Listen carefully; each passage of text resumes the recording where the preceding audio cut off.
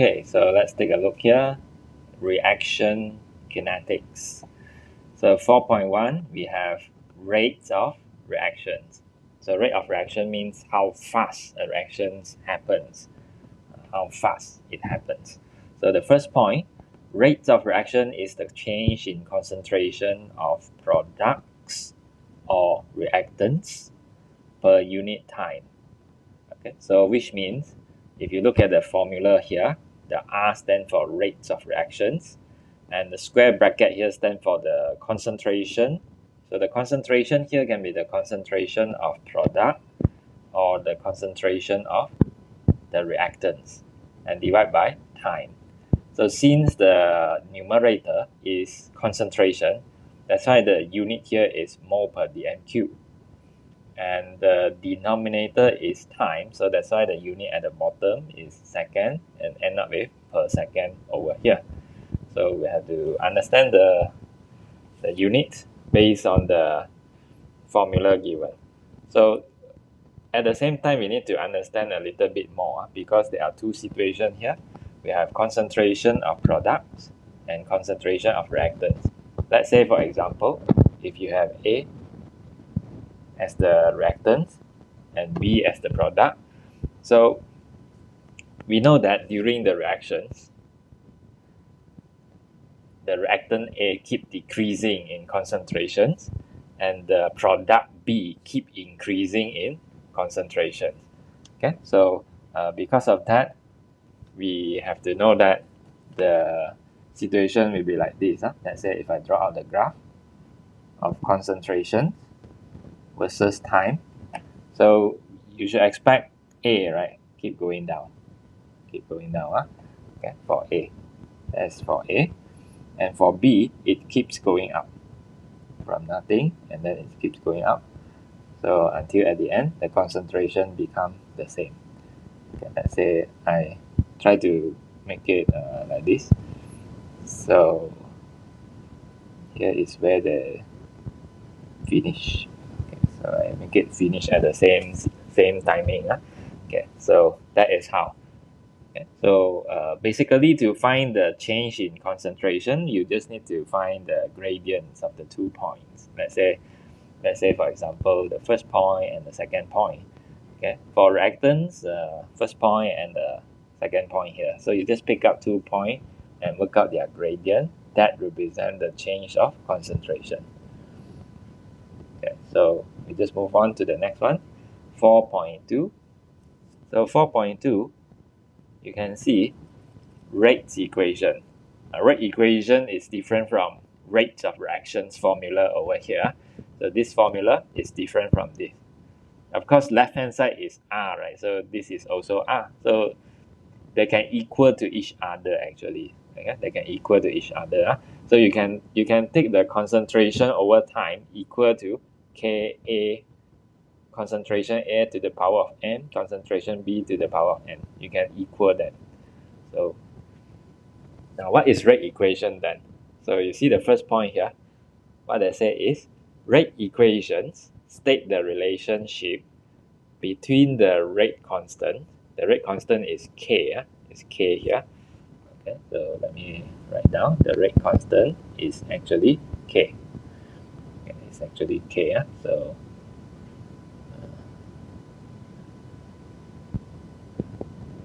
okay, it's K. So which is the K in this formula? This K is rate constant and the concentration of those reactants. So you can see that in the rate equation, they just put rate constant and reactants only. Reactants and reactants of A and reactants of B. They never put products. And the other thing that you have to know here is, when you write down a chemical equation, so we always balance the equation with a particular number like X or Y. So the X and Y here is not related to the power over here. Okay, so here you see they use different alphabet, showing that the X here is not related to the M here. Okay, the Y here is not related to the N over there, so it is not related. So we can't take from the chemical equation and put the number in front of the chemical equation as the power. So we have to be careful with that. Okay, so that is the rate equation.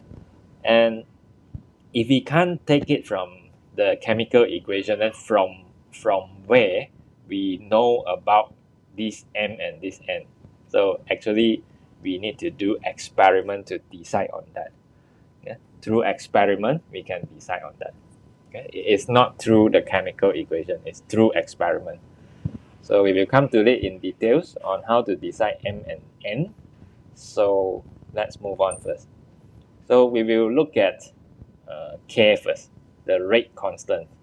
So rate constant k. This is the proportionality constant in rate equations. Rate equation. What is proportionality constant? You know something like this. Before we have the rate equation, right, it is something like proportion. The rate is proportional to concentrations of A to the power of m and concentration of B to the power of n. They are proportional initially. And then, every time when we have proportion, then we can just change it to equation by using the proportionality constant k. So this is the mathematics stuff. So it comes from proportions. Okay, so we have this now. And let's move on to the next point. So they say here, the larger the rate constant, the faster the reactions. Okay, so imagine if this is a big value, if right hand side take a big K, then left hand side should take a big R. So logically this is true. Okay, so second point, depends on temperature. So that means if you keep your reaction under the same temperature, your K remains the same. But if you change temperature, then K will change to a different value. Okay, a different value. So logically, if you use higher temperature, so of course reaction is faster, and then K is greater. So logically, we can predict it in that way. So the higher the temperature, the faster the reaction. So when the reaction is faster, then the rate constant is larger. So it comes back to the first point. Now let's move on to the next one. The units of K, right, depends on overall order of reaction. Overall order. So let's say example. Okay, example. R equal to K. Concentration of A power 2, concentration of B power 1. So we have to know that from the first part, the first formula over here. We know that the units of R is mole per dm cube per second. So that is the unit for R. So here is mole per dm cube per second. And we also know that the concentration is mole per dm cube. Mole per dm cube. So if we gather up all the concentrations available, we have concentrations of A power 2, we have concentration of B power 1. So it ends up with power 3. Power 3, power 2, power 1 multiply together. So the concentration takes power 3 now. Okay, so in order to find the unit of K, right, so we just take the unit of R, divide by the concentration power 3 just now. So concentration power 3 will end up with this. And then the unit of K is hence mole negative 2 dm6 s minus 1. Okay, so for this case, the unit is this. So we don't expect the unit of K to be the same unit all the time. Okay, it is not going to be the same unit. Okay, now let us move on to the next part. So here, order of reactions, which is M and N. Okay, so M and N. So these two are the orders of the reaction. So they said power to which concentration of the reactant is raised in experimentally determined rate equation. So this is like what I told you just now. You want to find the values of m and the n. We can't look at the chemical equation, but we have to use experiment to determine the value. Okay, so but for now, we know that, let's say, imagine that you have done experiment, you have decided the value, which is m and n, then we have overall order. Overall order is where you add up the power. So you add up the power, then you get the overall order of the reactions. Okay, so we just add up the power. Now, how to determine m and n? Of course, we have to look at the next page. Okay, we will come to that later. Okay, so let's move on first. Half-life, T half-life. So it seems like this is something that we learned before in physics. So now what is this again? Revision. Half-life of a reaction is the time taken for concentration of one of the reactants to fall by half. Okay, so let's say, for example, if I have concentrations versus time again. Okay, concentration versus time. So concentration versus time for reactant is going down. Okay, for reactant it's going down. So let's say initially the concentration of the reactant is X. Is X. So now you have to find half-life, right? You have to take half X. Half of the original concentration. And then you refer to the graph and find the time over here. So the time here is half-life. Okay, it's half-life. So if, let's say, the reaction is of first order, okay, so then the half-life will remain constant. So now let's say I want to do round 2. Okay, round 2. After the concentration become half X, now it become half again, 1/4 X. So this is round 2. And if I go and check the half-life, so the half-life will be same. Okay, so that means the duration span from here to here is the same as the duration span from here to here. Will be the same duration if it is first order. But if it's not first order, then the duration is different. Okay, so but our concern is first order. For in our syllabus, we just care about first order. Second order, third order, we don't care too much. Okay, so if the reaction is of first order, the half-life is a constant. Okay, so that is our concern here. And let's move on. Okay, so let's see the next one.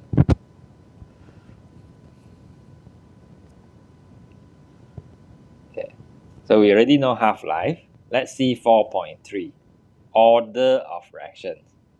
Order of reaction. So we already know that order is the, as you can see here again, okay, order of reaction is m and n, okay, which is the power of the reactants.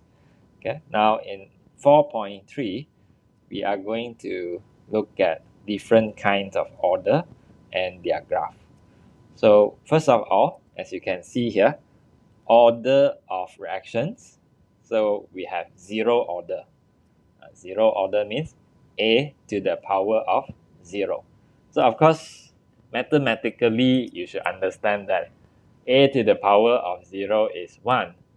So in that case, can I just ignore it? Imagine, let's say, if your equation is a to the power of 0. Can I just ignore it and just write k concentration of B power n actually can. Okay, you can ignore it if it takes zero order. Okay, so zero order is 1.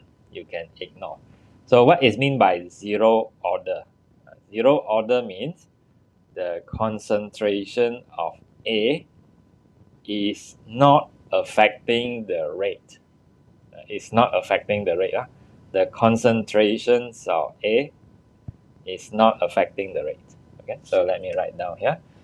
So concentration of A does not affect the rate. So it means no matter you use, let's say for example, no matter you use concentration of 1 mole per dm cube or 2 mole per dm cube, the rate remain the same. Or even you use 10 mole per dm cube, the rate remain the same. Okay, remain the same. So, but you have to be careful. It doesn't mean that can I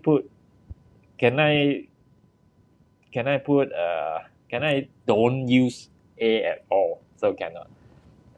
A must be there. The only thing is A does not affect the rate.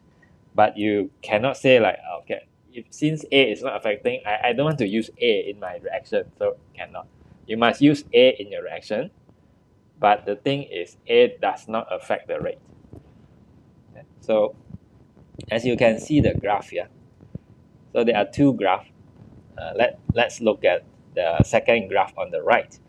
No matter what concentration you use for your A, it doesn't affect the rate. The rate remains constant.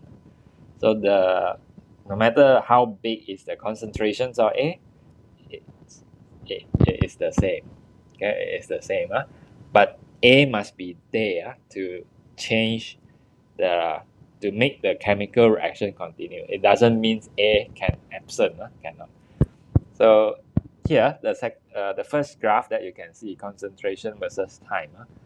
So concentrations of A keep decreasing, meaning that A, the reactant A, is used up. It's used up at a constant rate. It's used up at a constant rate. So now let's look at first order. First order is where the concentrations of A takes power 1, and they say the half-life is constant. Okay, let's talk about the half-life. Zero order, the half-life decreases. First order, the half-life is constant. So what happened here? How come this is decreases? Let's say for example, let's say this is the graph. Okay, this is the graph. So initially, the concentration is x, then half x. The time span is here to here. This is the half-life. Okay, the half-life. The time span over here is half-life. Okay, let's say I put it in this way. So the duration here is half-life. Okay, now you change it to 1 over 4. 1 over 4x. 1 over 4x. So as you can see, obviously, the time here to here is shorter. It's shorter. So meaning that the half-life decreases. The half-life decreases. Okay, zero order, the half-life decreases. If I put one more, half of 1 over 4x is 1 over 8. 1 over 8x. So if I bring it to the graph and I bring down, this is more obvious. The half-life decrease a lot here. Okay, so that's why for zero order, half-life decreases. But for first order, half-life is a constant. It's a constant. So let's say for example, initially at the concentration of x, let's say the time is here. Then it becomes half f. Half x is around here.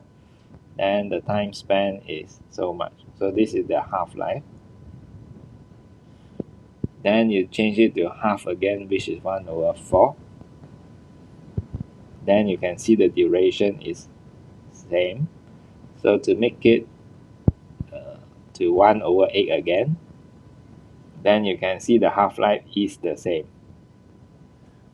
Okay, so half-life is constant in first order. So since we talk about half-life, let's finish up with second order also, where they claim that half-life increases. Okay, half-life increases, as you can see here. So how? Let's say, for example, you look at this graph. So compared to first order, right? So second order, the graph is steeper. It's steeper. Okay. Now let's say initially the concentration is x, let's say. So then it becomes half x.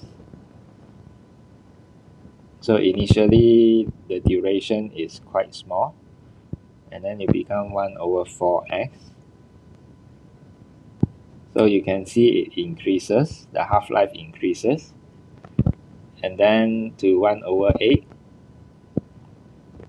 So it increases some more, but the graph is not so obvious. So t half. You have to know that the half-life increases. Not too obvious here because first it's too small. Second, I have no scale over here, so that's why we can't see clearly. Okay, but it increases the half-life. The duration is getting longer and longer. So for second order, so you have to remember that our main concern again is first order have constant half-life, and later there is a formula. Okay, now let's come back to first order again. The second graph, you can see the higher the concentrations of A, the higher the rate. And it is straight line. So it means something like this, first order means something. Just now, zero order already mentioned, concentration of A does not affect the rate. So for first order, concentration of A affect the rate. The higher the concentration, the higher the rate. But how it affect? So let's say if the concentration of A, for example, if the concentration of A is X, the rate is Y, let's say. If the concentration of A is 2X, then the rate is going to be 2Y. It's going to be 2Y. So it affects in that way, So which is like following the proportion. Okay, so in proportion. So you double the concentration, then the rate double. If you change the concentration to 3x, then the rate is going to be 3y. So you make the concentration triple, then the rate becomes triple as well, and so on. So that is first order. First order affect the rate in that way. Okay? So the rate will just change proportionality. Will change in proportion, sorry. Okay, will change in proportion. So you triple it, then the rate becomes triple. But how about second order? Let's compare. Second order is power 2, right? So you have to use mathematics to take it, power 2, the concentration. So let's say the rate is x. The concentration is x, the rate is y. But when the concentration is 2x, right? So imagine you square the 2, it becomes 4. So the rate will become 4 times faster. So if the concentration of A is 3x, so imagine you square it. You square the 3, it becomes 9. So the rate is 9 times faster. So that is second order. So that is how the order affect the rate. So it affects in that way. Okay, so that's why it becomes a graph for second order, a graph in that way. So it increase faster and faster. Okay, increase faster and faster. The other way is you take it as a quadratic graph. Quadratic graph. Power 2 is quadratic. So this is a quadratic graph. Power 1 is straight line graph. Power 0 is constant graph. Okay, related to mathematics. Now, let's look at the next point. They say for zero order, rates of reactions does not depend on concentration. Does not depend on concentration of that reactant. Okay, but it is need for completion of reaction. So meaning that, like what I said, the concentrations of A does not affect the rate, but A must be present, to make the reactions happens. So reaction continues until all of that reactant is used up. You see, they keep going down until the A used up, then finish. The reaction stops. So recognize shapes above in graph given to work out order of reactants and construct rate equation. Calculate K using data from graphs. So this is the first way to determine the order. So if you can remember our what I mentioned just now, the rate equation here. So where that time I mentioned, if you want to find out the M and the N, so you have to do experiments. You cannot look at the chemical equation and follow the number here. So you have to do experiment to determine the M and the N. So one of the way to find it is, after doing experiment, you plot graph. Okay, you plot graph. You plot concentrations of A versus time. If you get a straight line, then you have to know that your A takes 0 order. You do concentrations of A versus time, you get a curve like this. Of course, second order also curve like this. So you have to check half-life to see. If the half-life is constant, then it is first order.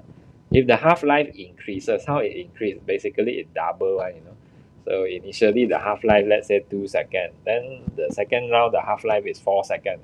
If it is like that, then it is second order. Okay, so you can look at the graph to determine the order. This is one way. There are other ways. We have to cover that. It is in our syllabus. Okay, so you can even draw rate versus concentration. If it's a horizontal line, then 0 order. If it is a straight line from origin, first order. If it's a quadratic graph, then second order. So you can determine from graph. Of course, you have to do experiment to get the graph. This is the first way.